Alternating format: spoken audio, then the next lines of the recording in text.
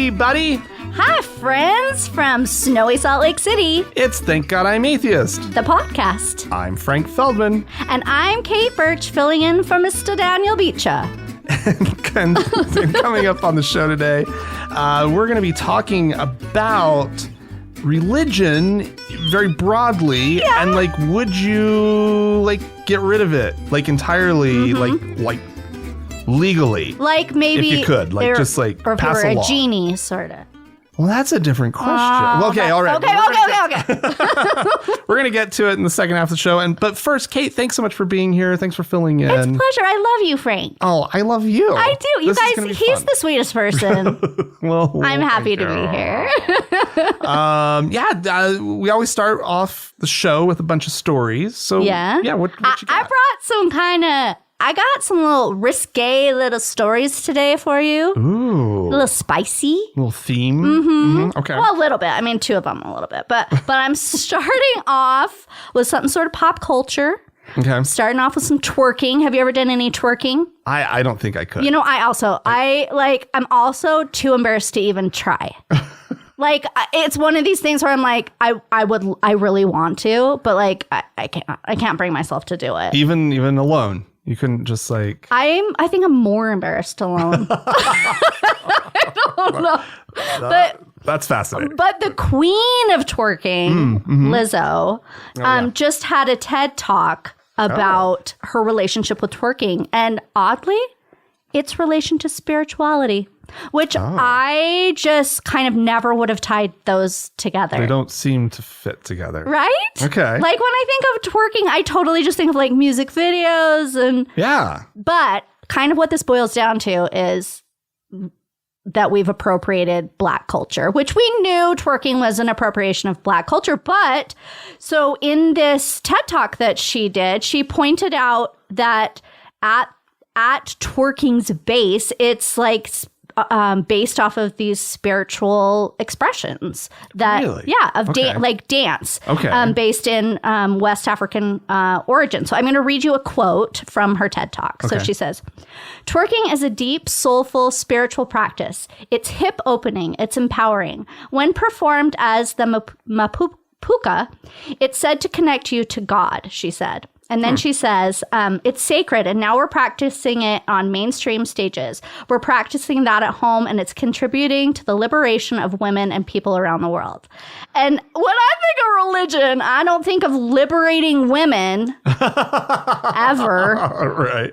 But so I kind of love this story because it's got this like really cool tie between like our physical bodies and like our sexuality, and then like in its connection to God, which you don't really think about, right? Well, yeah, but now I never want to twerk.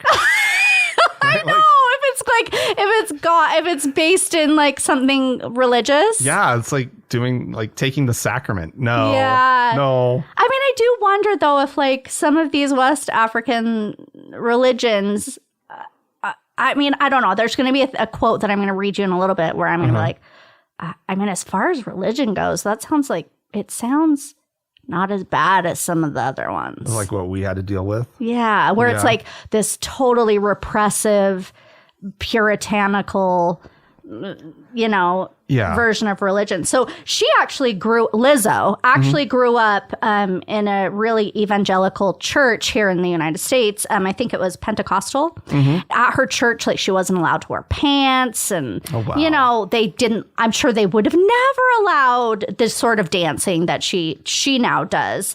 And so maybe this is a bit of a reaction to that church that she grew up in, which I mean, it sounds like she still has some story that she tells herself about God, a lot of people who grow up in strict religion is, but she's tried to like kind of change the message a little bit to fit what she's doing now. But I'm going to read you also a quote by this doctoral candidate of African American studies at Yale. And so this is what she said, and I just think this is really interesting. She says, historically, the bodies of Black people and Black women in particular have been not seen as sacred, but as hypersexualized and objectified.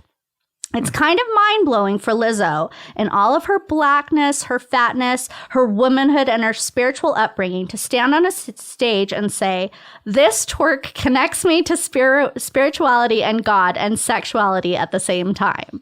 I just wonder, like, how many people who are religious in America would just have their minds blown by that thought of like, how do, like, I think so many people here just don't even think of those cohabitating. You know what I mean?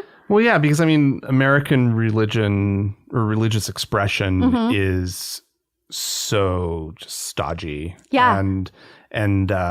and shameful, suppressive, right? Like, exactly. And like, yeah, we're not allowed to connect in other things. It has to be this tight little pious It's buttoned thing. up. It's it's just like the dress closiest, Sunday best. That is what religion is. And so, like, I mean, there's obvious exceptions. There's like, you know, the rock churches, right? Oh, yeah. Rock band church, whatever. Are those real churches? Dan and I went to one. Yeah. Actually, I think we went to a couple.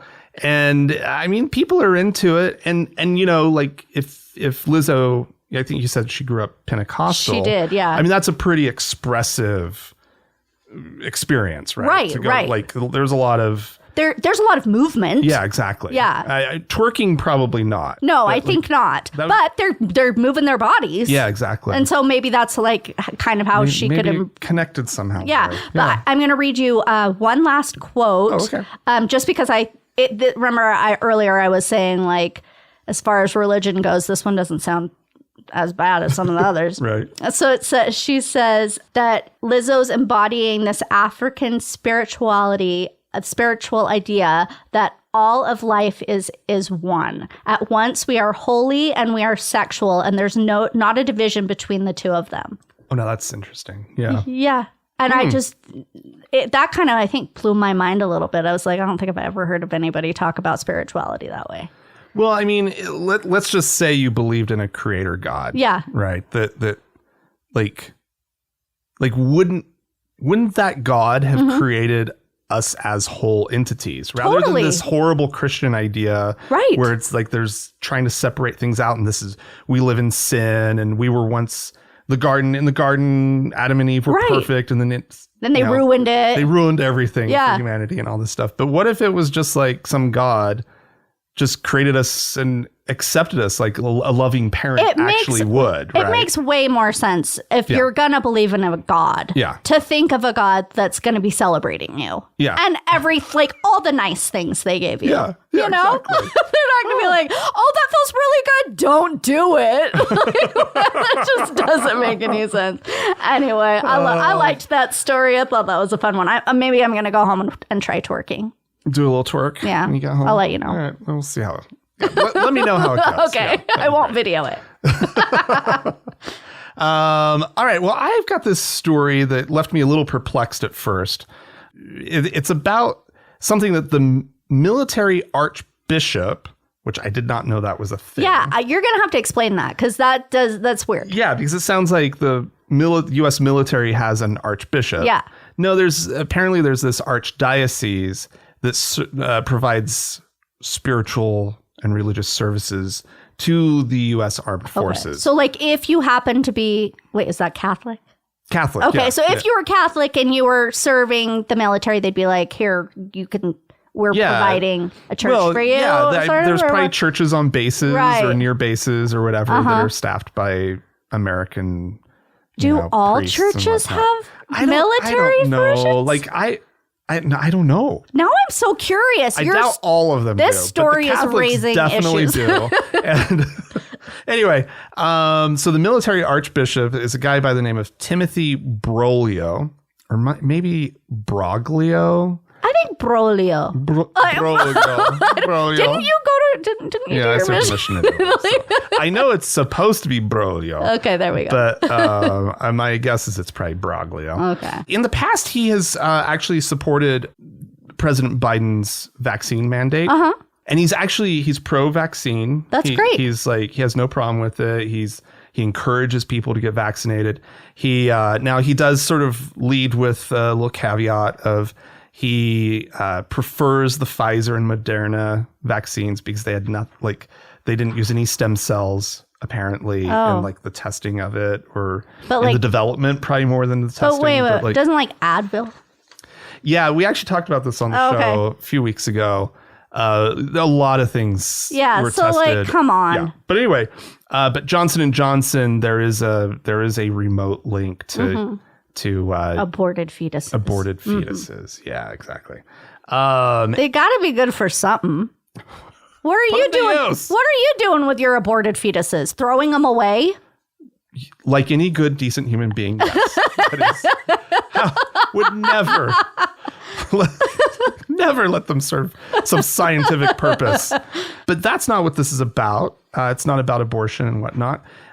He has come out and he has said that the troops can refuse COVID vaccines on religious grounds, and that the church can provide that religious exemption to the mandate. Wait, but I thought the Catholics weren't. I know the Pope is actually, he's like all for the vaccine. He's all like, they can supersede the I don't know Pope? what he's up to. Yeah, there's a weird thing of going rogue and whatnot. But this is what he's saying. Okay. He says, this circumstance raises the question of whether the vaccine's moral permissibility precludes an individual from forming a sincerely held religious belief that receiving the vaccine would violate his conscience, he wrote. It does not. Well, but couldn't you make that excuse for literally anything? I know. And what's problematic is that with any of these religious exemptions is show me in your doctrine, right, sir. Yeah. Where there's a justification for this. Yeah. Otherwise, you could right? just say, really, you could literally say anything. Right. You could be like, I don't have to take that drug test because I have a moral objection to revealing it.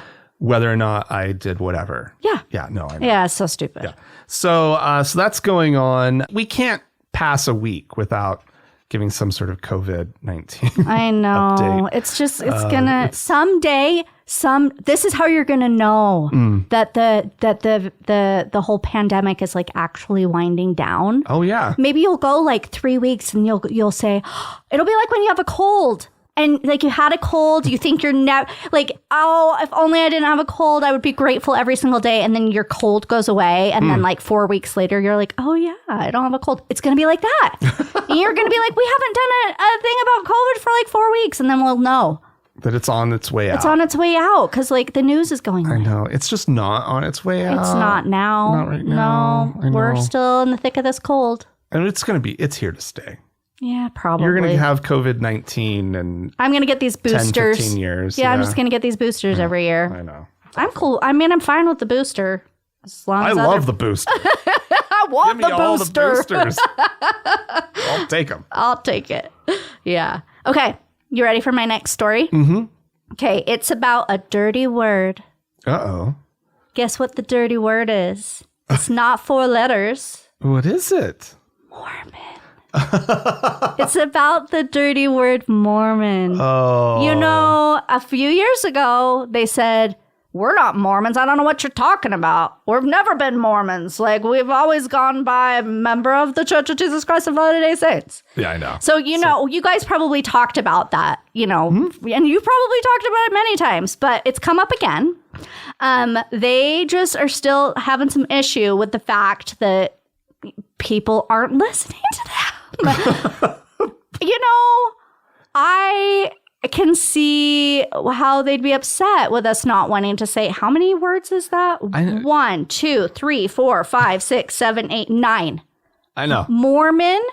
It's done. Like 2 syllables. Yeah, and you're done. Church of Jesus Christ of Latter-day Saints. Member of the Church of Jesus Christ. Right. Yeah. So it's like, people keep using it.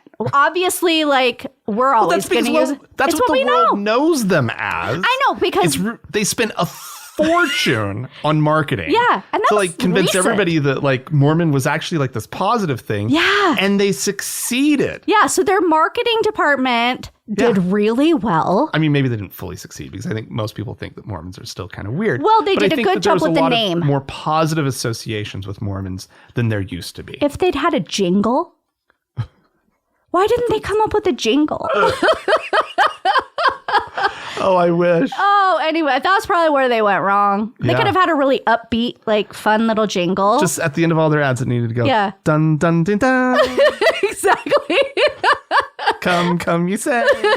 If I could sing better. Oh, man. Maybe that would work. Anyway, so people are still, obviously, it's in using the word Mormon. The Wall Street Journal uses it. The Washington Post, the New York Times. Everybody is, whenever there's some news about the Mormons, that's what people know them as. And because nobody knows who the members of the Church of Jesus Christ of Latter-day Saints are. Right. And it's not that they're trying to be like vindictive or mean or like it's the easiest way to communicate, and that's what somebody's job as a journalist is to communicate. Well, the church is upset about it. And in the last conference, Elder Neil Anderson in this October conference gave a talk, and the name of the talk was "The Name of the Church is Not Negotiable."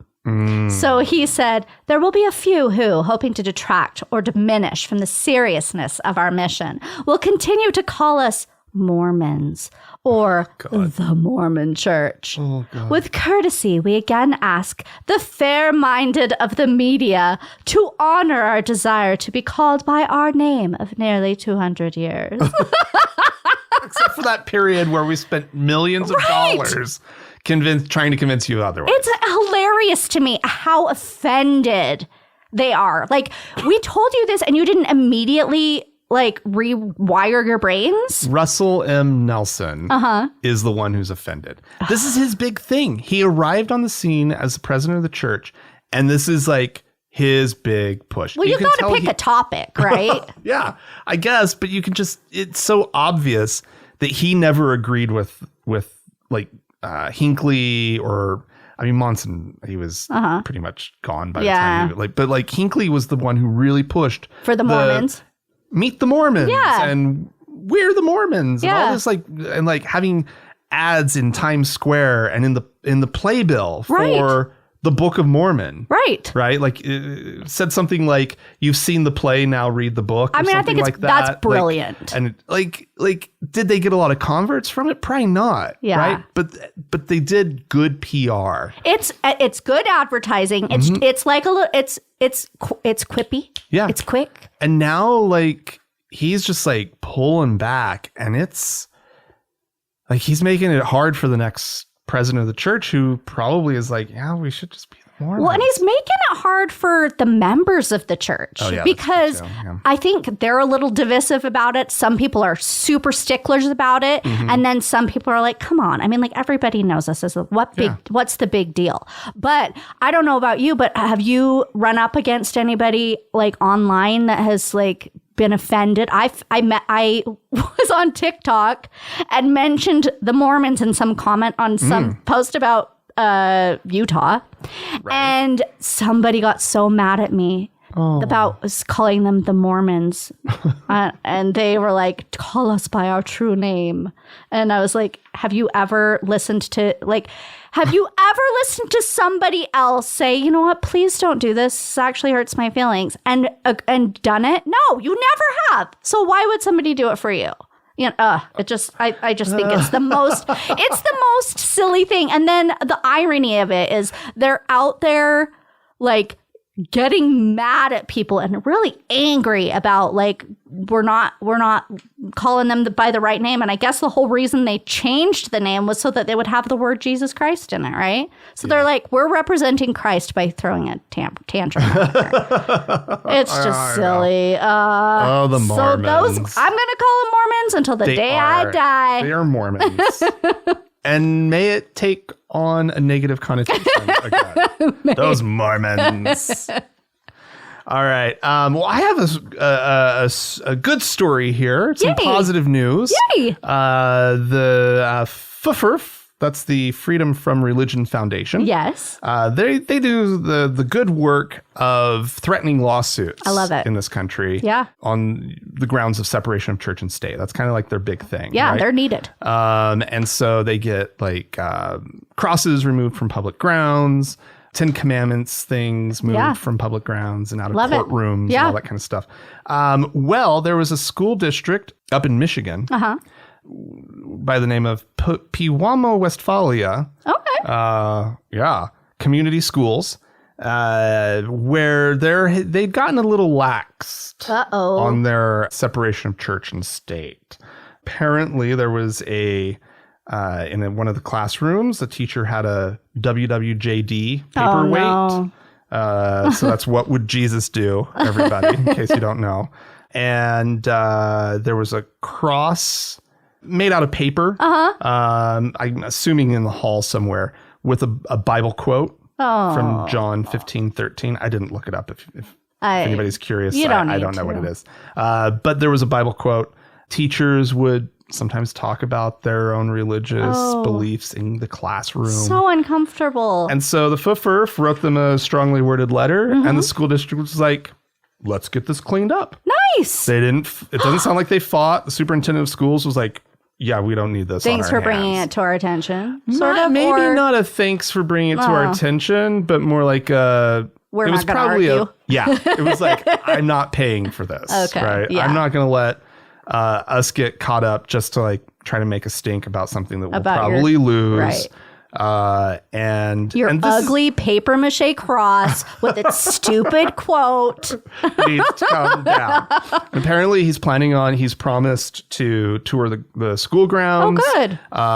And look for anything that might be offending. They've given out new guidance to the teachers. That's wonderful. And everybody, this is important to remember out there. Like the FFRF is there, and they will do this.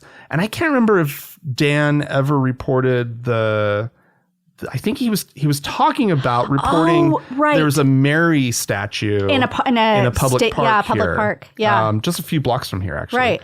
And it's like abstract. Yeah, it's like not, that metal, like red metal. And it's more like if you look at it, you're not going to just be like, oh, Virgin Mary, but then it says Our Lady of Guadalupe. Right. Is like the name of the piece. Yeah. And so like they'll do it. They will write a letter. They will get it taken care of. I love that. And, I honestly don't think there's any harmless religious iconography on public ground. Yeah. And I know sometimes it kind of feels a little weird, like with that one, because it's like right here, it's in a very, Hispanic neighborhood. Right. Very Catholic area of town. It does make so you, it's like, is it cultural? Is it, And do we want to like pick on? And it's not picking on. It's just, it's inappropriate. It needs to be removed and get it out of there. I don't know whatever happened. I don't know. We should drive past it. Maybe we need to go on a field trip. And follow up. Yeah. Yeah. No, we totally should. You can talk about it next week. No promises. Okay. I'm excited. I saved the best for last. Ooh, That's a good way to do it. Yeah. This is the kinky article. All right. Well, it's not kinky, but it's the opposite of kinky, but it's hilarious to me. But it's also hilarious. I'm very sad. Oh, no. So there's a noted theologian. I said it right. I was just telling Frank, when you've just like read things growing up and didn't like talk to actual people and just read things in books, you often pronounce words wrong.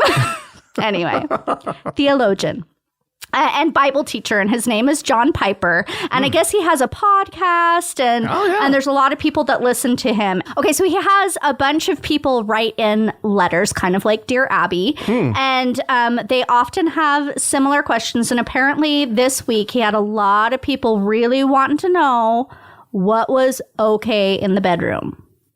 So apparently this is on a lot of people's minds. So here's what one poor woman wrote in. She said, My husband likes to use role-playing in the bedroom and various levels of bondage and dominance. Oh. He wants me to say things like, I'm your slave.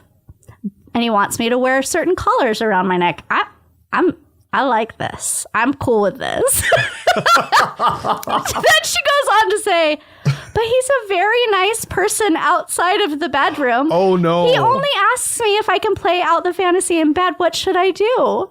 And then another listener says that a counselor that he had told them that it was okay to do role playing in the bedroom, in the marriage bed, with mutual consent. And I was like, I love that they're seeking this advice from a therapist that seems pretty smart. Yeah, mutual consent. That's totally what it's all about, right? Yeah, totally. So, well, Piper doesn't think so. Uh-oh. No. He's because there's somebody else who doesn't consent. God. Exactly. And so he's like, I'm sorry, but fantasized sin is sin, no matter how many people agree on it. And he's like, play acted sin is sin. And Jesus wouldn't want this. He said in Matthew 5:27 through 29 that you can't commit adultery and you can't even fantasize about it or look lustfully at a woman. So it's not okay, even between consenting adults. Wow. Jesus was a stick in the mud. Right? These poor people who are getting advice from this man. He said, Jesus' standard of holiness is not merely a standard of bodily deeds, but also of mental delights. Although it doesn't seem like there's very many mental delights in this. It's very sad to me. And then he goes on to say that not only does God not want you to imagine these things during the day, but if he makes you have naughty dreams at night, that's a warning to you. Oh. It's a warning to humble your pride and stay out of that sin when you're awake. So that's why you would have these dreams. That's what naughty dreams are? I guess so. And then the last thing that I just thought was hilarious was, so he's talking about marriage and how obviously you're going to have sex during marriage. But he says, Unfortunately, I know. I feel like this guy, I don't know. He's coming up with like every excuse. He says, the husband should give his wife her conjugal rights and likewise the wife her husband. But there's nothing in the Bible that mandates any particular degree of physical pleasure in that relationship. Wow. That was is the sad. These sad married couples are hearing from this man. I am sorry. Like, apparently sex is literally just for procreation. You shouldn't. It's not about feeling good. It's the opposite of poor Lizzo, you know, like. Yeah. It's just like, it's that puritanical, just sadness. And that shamefulness about the whole thing and about sex and it's so sad. And yeah. It's both hilarious and sad. I guess I just should feel bad for these people, but you have to laugh at it, I guess. Well, who is this woman? Like, how did this woman and this guy get married? I don't know. They clearly didn't talk about things first. Well, I mean, I think that happens a lot, right? People are supposed to go into marriage like not having any partners and not talking about it. Well, and if neither of them had ever, explored sexually, right? Well, then maybe even he kind of started evolving and going that direction. Totally. And discovering his own taste. She didn't even seem to have that much of a problem with it. She seemed like, he's really nice. Is this okay? Well, but I thought, isn't it? She's really nice, or he's really nice outside of the bedroom. Right. And in the bedroom, she's not super keen on it. I didn't get that from her, but maybe she wants to enjoy it, but just can't. And so that's why she's writing the letter. Exactly. She needed permission. Like, is this okay for us to do? And apparently she got a big old no. Oh, I wonder what's... Her husband's I want to follow up on this lady. I do too. I want to know what happened to them. Well, all right. It is October, so tis the season, I suppose. For already. Christmas is starting to. It does that. It's going to happen real soon. It's soon. The moment Halloween is down. Yep. Of course, it's going to be the Christmas shopping season. But there is something that is threatening Christmas this year. Oh, no. What is it? The war on Christmas has expanded, and it is a supply chain problem. Oh, commercialism is taking down Christmas? And Christians are apparently pissed. Really? Because they can't go out and just buy and like do all of the stuff that Christmas isn't about. Oh, wow. And they're pissed that there's like this war on Christmas, right? They are their own war on Christmas because they didn't wear masks. Oh my gosh. Exactly. If we could have just put a speedy end to this whole pandemic, wow. like maybe we wouldn't be looking at this supply chain problem. Well, it seems like Biden, the timing is actually really interesting because like, I don't know if you've been paying attention to it, but he came out with this big push to like clear up the supply chain. Oh, no, I hadn't heard that. How's it? So the supply chain is obviously owned and operated by private enterprise. Right. The government doesn't really have a role in it aside from maybe providing roads for the trucks to drive on, that kind of stuff. But Biden is pushing for the ports to stay open 24/7. Oh, smart. Right. So he's gotten the port of Los Angeles Uh-huh. on board. And so they're trying to get these the big, liners through and unloaded with their big containers and all that stuff. There are still problems, right? Like we need truckers now to get everything out of the port to the warehouses. And there's not enough of them. And there's not enough truckers. Yeah. And so there's a lot of problems.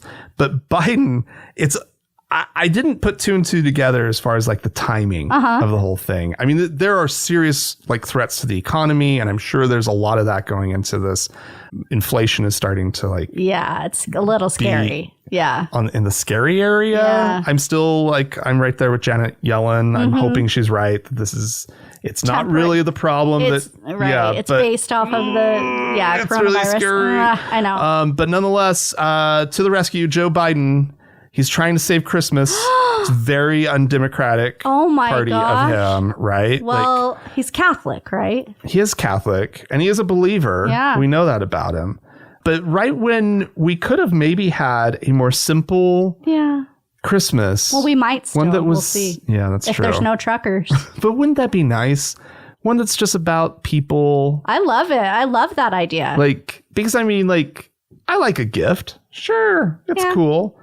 But and I don't have kids, so obviously I get it. There's pressure. Well, so if you celebrate Christmas in your house, your kids probably get excited about. Depends what age they are. I remember some of my favorite gifts that I gave to my kids when they were little were things that I made them because we didn't have a whole lot of money, and I remember one year doing a big puppet theater that we'd built, and I made all these hand puppets for them, and it was quite elaborate, and there was red velvet curtains on the puppet theater. It was so cute, and I think they really loved that because they played with it a lot. How old were they? Oh, probably 4 and 7 or something, and a baby. So little kids. Yeah, that's fun. And it didn't cost that much. And just a lot. I mean, it took a lot of time. Yeah. So. Well, that's what we need more of. I think we do too. Yeah. Unfortunately, there's the national red velvet shortage. Oh, no. So that might stop that from happening. That part of it. But maybe blue velvet curtains. Oh, that's awesome. Well, if you have a suggestion on the color of velvet curtains we should be using, please write in. You can do so by emailing us. Nice. At podcast@thankgodimatheist.com. Or you could call and leave us a voicemail message. We love to hear your voice. The telephone number is 424-666-8442. Stick around. We've got more show coming up.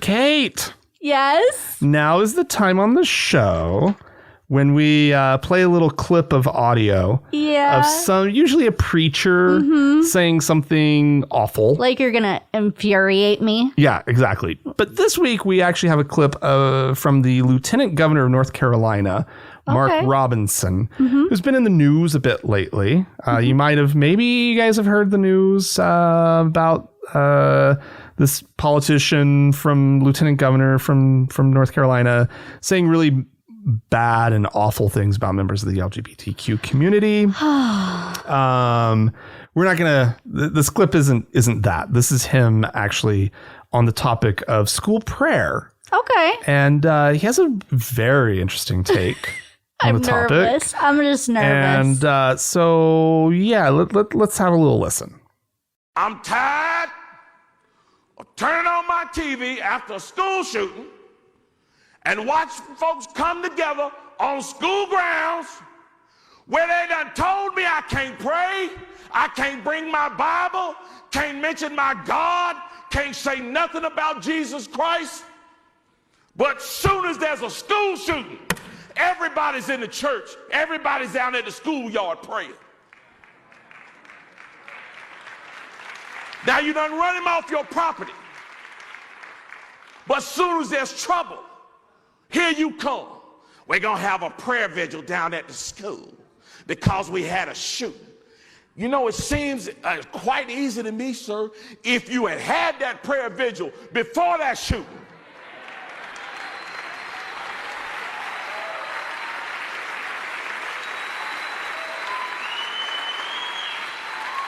If you had let God come in that building before that shooting, if you had told those students Jesus Christ is the way and the light, and only through him can you receive salvation, wouldn't have been no school shooting. It's too late now. Your little half-hearted attempts at soothing Jesus Christ, it's not going to work. You done kick God out of your schools. The children don't know whether they're men or women. They're murdering each other with impunity and can't read on a grade level. All because you done turned your back on the wisdom of the man that built that schoolhouse you in. I love a good victim blamer.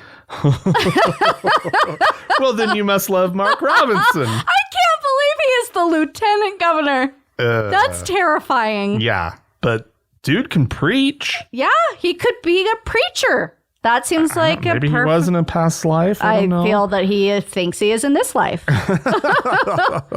Oh my gosh, that's sickening to me. I mean, all these kids needed to do was to hear about Jesus. Yeah, have a little prayer, and we'd have none of this trouble with the Second Amendment or something, or school shootings. And I think the irony is like, you know, right after a school shooting and you're like, can we talk about gun reform yet? And people are like, no, there was just a school shooting.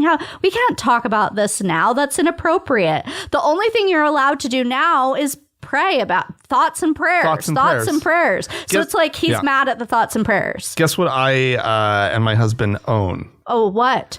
thoughtsandprayersflag.com. Do you really? That's amazing. And we've joked forever about like coming up with a flag design and actually having some made and selling it. I love it. As like just this ultimate like every time there's a tragedy, get your thoughts. Raise your thoughts and prayers flag. Oh my God. So, you know, they love their flags. Yeah. You need an American flag, maybe blacked out, that black and gray one with a different color stripe somewhere. And then in the star field, just thoughts and prayers. Yeah, thoughts and prayers. And they wouldn't get mad at you for defacing the American flag because they do that themselves. Because they do it themselves. They already do it. And they would probably pay a pretty penny. Uh-huh. I would love it to take Oh my God, off. I love the thought of you making money off of their thoughts and prayers flag. But this is the thing. I can't decide like who's actually buying this because it's this jab, you know? Like, I know. It's perfectly hilarious. And you have to do it. I know. We bought it that was like early dating. We were just laughing and joking about the idea of it, right? And we're never going to move past thoughts and prayers. So like, I feel like the longevity of your business is like, it's there. It will last a while. Yeah. Sadly. But yeah, I mean, this idea that the thing though that they need to do to get rid of school shootings is prayer in schools instead of getting rid of guns. Right. It's the ultimate like gaslighting. Yeah. You know? It's it's gross. amazing. That's just gross. All right. Well, we had somebody write in this week, actually through the Patreon website. Yeah, portal, right? Which I think is awesome. We don't get a ton of messages that way, but no, everybody, you're open for it. We're open for this being an actual forum for people to communicate with us and everything. Well, anyway, this is from Steven. And he writes, hello, Frank and Dan. I noticed something that seems disturbing to me. It seems to me that the recent news about the abuse by the Catholic Church in France is receiving less coverage than when Notre Dame was on fire. Oh. Perhaps this is a false equivocation, but I think the comparison is noteworthy.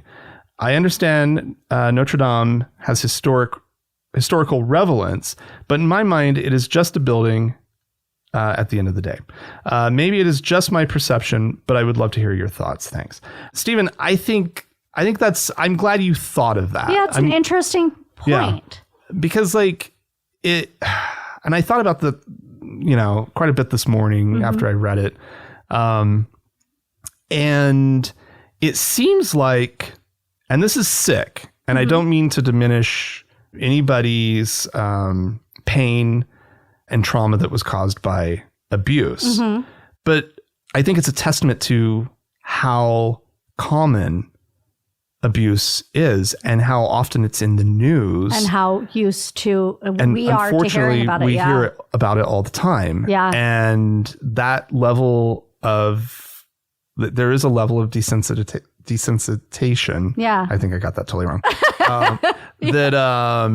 That we all have toward the topic. Yeah. I mean, to be honest, when I'm looking for stories for the show, every single week in the various different feeds that I go to find the stories, there are always one or two or more stories about some pastor somewhere who's in trouble for abuse or sex with a minor, whatever it is.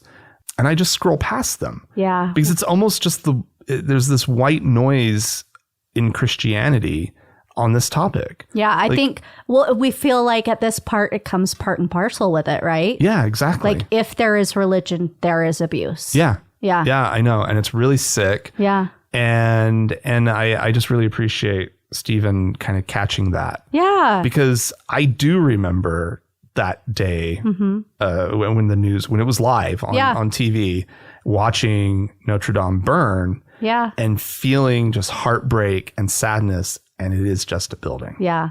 Well, I think it's also this thing where we have a personal connection with that building. Like, oh, I've been there. I have these memories of it. Or it was in such and such movie. Right. Or So many people have such trouble like personalizing somebody else's tragedy and having empathy for it. That's true. I think this is why like you hear all the time about like Republicans who once their child comes out as gay, once their child is transgender, once they had to have an abortion themselves, whatever it is, whatever the issue is, they had to experience it personally before they could even comprehend it. Yeah. And I think that might be the same sort of thing happening here where it's like, unless it happened to me, I just I don't even know. I'm not even going to try. Yeah. Which is sad. I mean, it's the lack of people's empathy, but it's. Well, and I think there is something like, it's hard to conceptualize the numbers. Oh yeah. Right. And like, honestly, the number with the case with the we talked about it last week. It was like 300,000 or something, right? It was like 330,000. Yeah. Right. And cases of abuse that were connected to the Catholic Church. Right.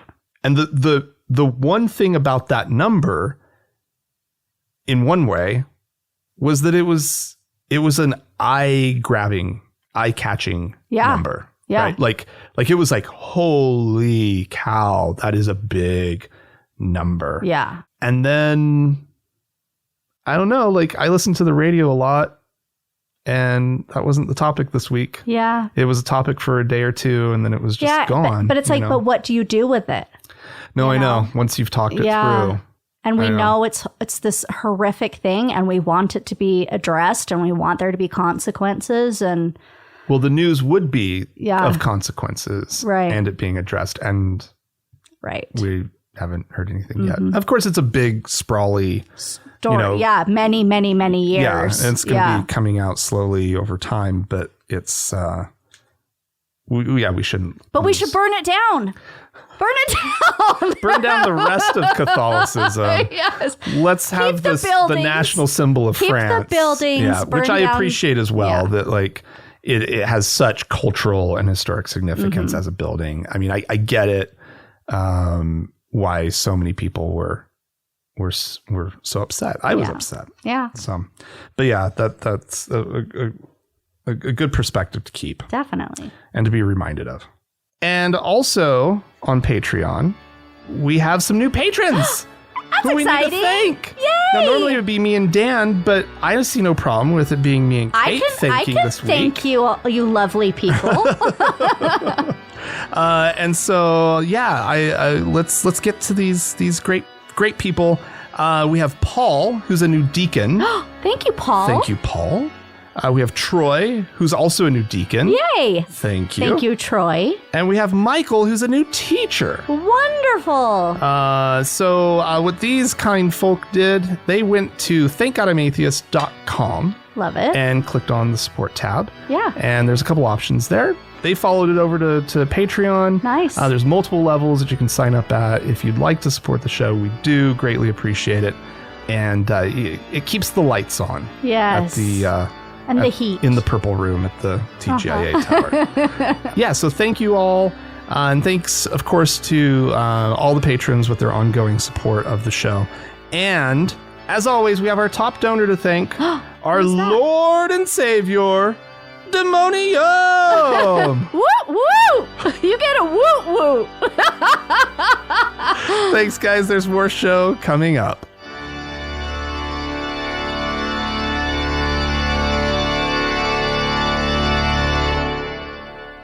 Kate. Yes. We teased something at the beginning of the show. We did. Yes, we did.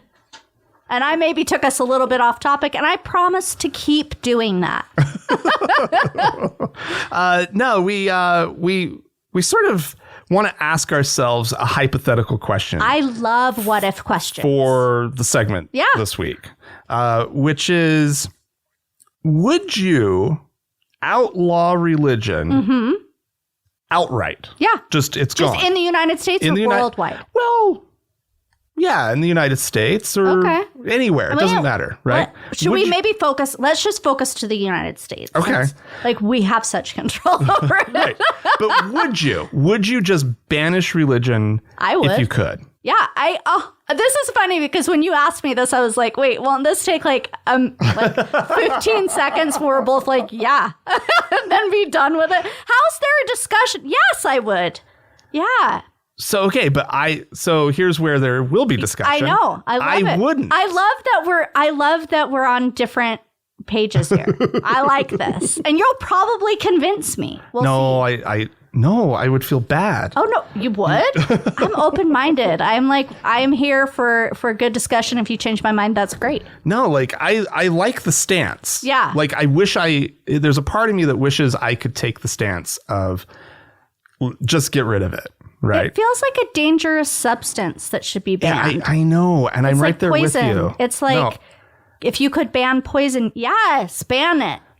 This is hurting so many people. Right. But I mean, if you look at a place like China, right, where it is officially an atheist state, right, and they've had to carve out space for religion. Now, the top leadership of any sort of religious group, I forget how it all works, but it's all under the watchful eye of the Communist Party, right? And they really can't do anything that's like that the Communist Party objects to. And this goes from Tibetan Buddhism to Islam to various forms of Christianity, of course. And the supremacy always has to be the Chinese Communist Party. Right.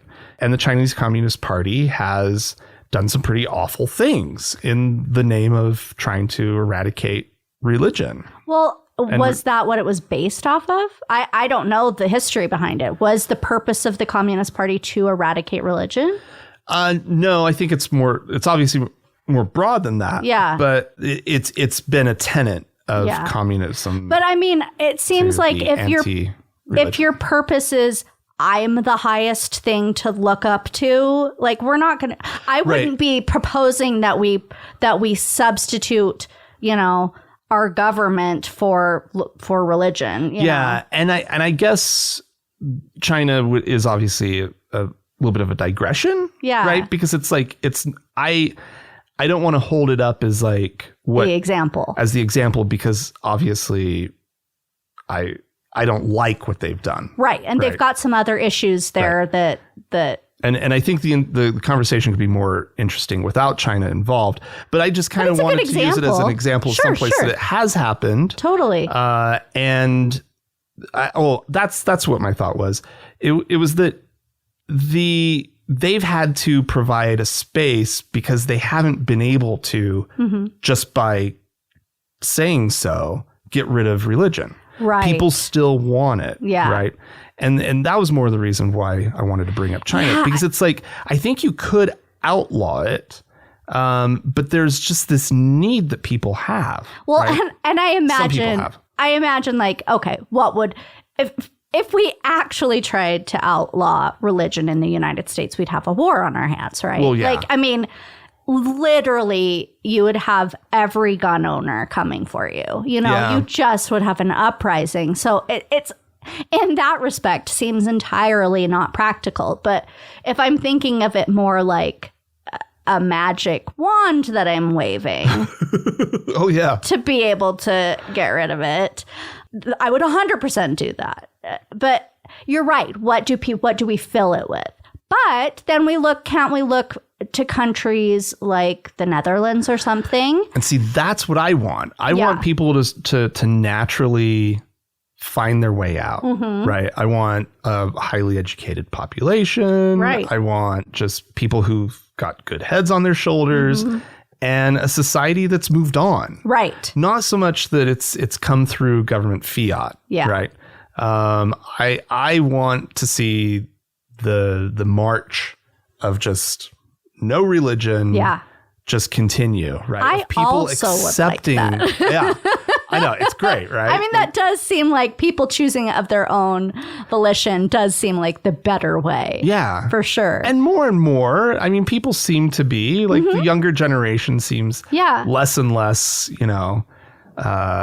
connected to organized religion. So my reasoning behind my ban on religion would be, and I know it would be completely non-practical, but my thought process is if we ban it and people can't be brainwashing their children into it, do we automatically move to that system that you want where people are now not educating themselves on the Bible, so maybe they educate themselves on reality, and then we just naturally have a better society? I know. I would like a baby step for me would be outlawing like child baptisms. Yeah.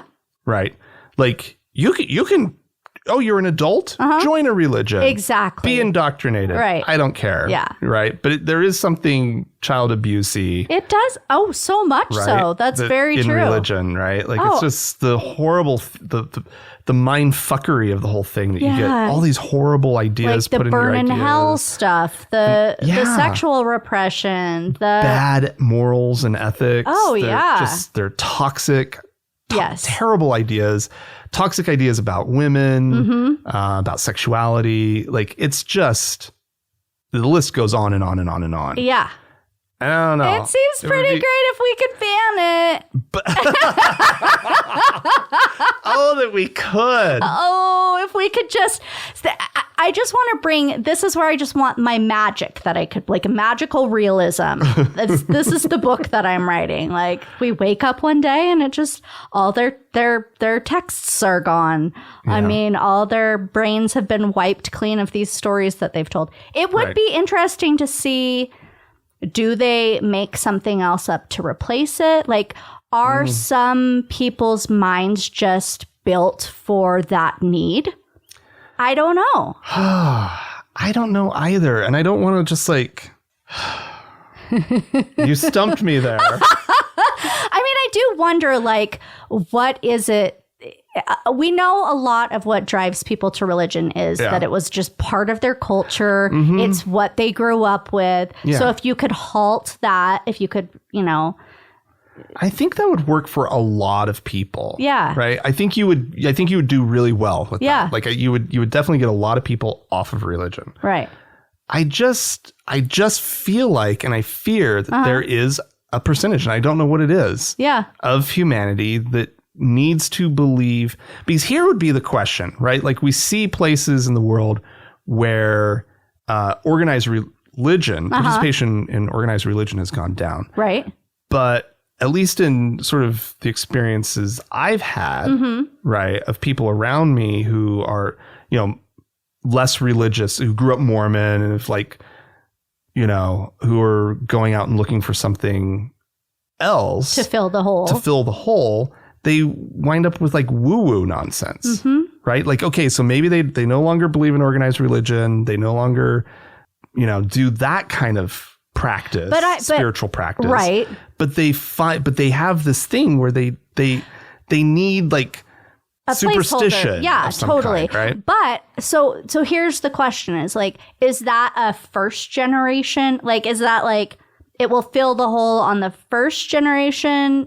They need that. Like, is it that they grew up with the magic, and then they need something to fill that magic hole, and that magic hole? Oh, sorry, I'm sorry. Well, there's lots of solutions for filling the magic hole. I have some suggestions, but or you know, so like.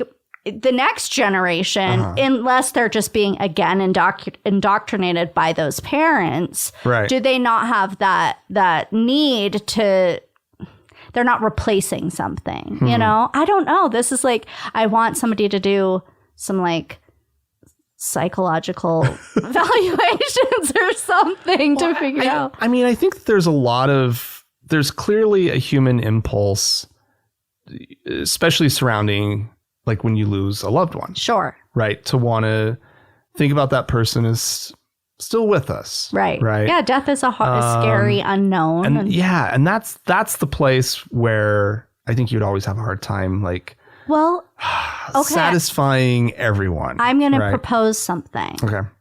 What if instead of religion, once a week, we all went to like a communal therapist and we replace. So on the subject of death, maybe, you know, we're learning how to cope and we learn coping mechanisms and we're learning how to be better humans. Like, so maybe because I think something that people like about the prospect of religion, and it doesn't always live up to this, is that I am becoming a better person because of this. It teaches me how to live a better life, you know, or like they have that vision of religion. So maybe we replace that with literally something that will help you live a better life. So take group therapy and make it like congregational therapy. Yeah, or like just take it smaller. It could be smaller groups, and then you still get your therapist. Yeah, your preacher therapist. I don't know. This is my suggestion. I mean, I love the idea. Like some really like somebody who's learned a lot about the human mind. Yeah. Right. Somebody who knows a lot about how we work, about grief. You would learn so many different things. You'd have lessons on grief. You'd have lessons on coping with change. You'd have lessons on sexuality. You'd have lessons on, you know, whatever the issues are. And I don't hate this idea. But I do wonder. Let's imagine that we created this. How long does it take before this turns into a religion or a cult? Yeah. I'll bet you not very long. That's the sad thing. That's humanity, though, right? It's like chaos, right? It's like you start with this thing and then it just devolves into chaos. Yeah. Or it gets organized into the wrong thing. Right. Or people want power and... Yeah. I mean, hopefully, like, the learning to be better people would actually make us better people, but I still don't know. Turns into a sex cult. It does, right? It's like 3 years from now. It's so soon. It's gonna happen. I know. I've seen too many of these documentaries. Me too. From the Rajneeshi or the what was the vow, Nexium. Yeah. Oh God, that one was gross. I know. And that was self-helpy to start with. I know. Oh. But see, you get like a bad player in there, and it can turn ugly pretty quick. So you have to have rotating leadership somehow, and some sort of qualification kind of check on the cult leader, right? So it never turns into a cult, right? It's like we need like the judicial, the separation of powers, the 3 branches of self-help, the 3 branches of so it never turns into a cult. Exactly. I don't know. We've got some cults going on in our government, so maybe that doesn't work for anything. Everything turns into a cult. Maybe that's it. Maybe that's what we just learned. That's so depressing. Kate, I'm sorry. I thought you were gonna like. It started to be uplifting, but then we just realized that humanity is humanity. Oh no! Oh, you were a wonderful substitute. We wound up right where Dan and I probably would have. Probably. Oh, we're fucked. Sorry, guys. But if anybody wants to start that group therapy, quote unquote, religion. We should probably. Therapy is something we should always be encouraging. So. Oh, definitely. Yeah. So. I love it. I love the thought of everybody getting some help. Yeah. Well, we all need it. It doesn't matter what day of the week you do it. It doesn't have to be Sunday. It can be any day of the therapist. Week.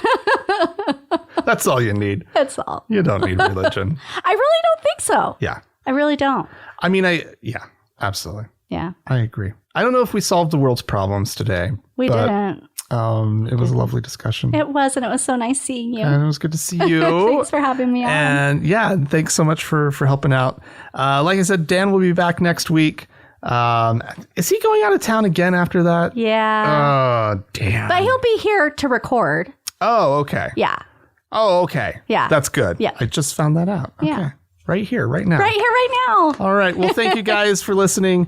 If you'd like to join our conversation, ask questions, give us some feedback, please do. You can email us podcast@thankgodimatheist.com.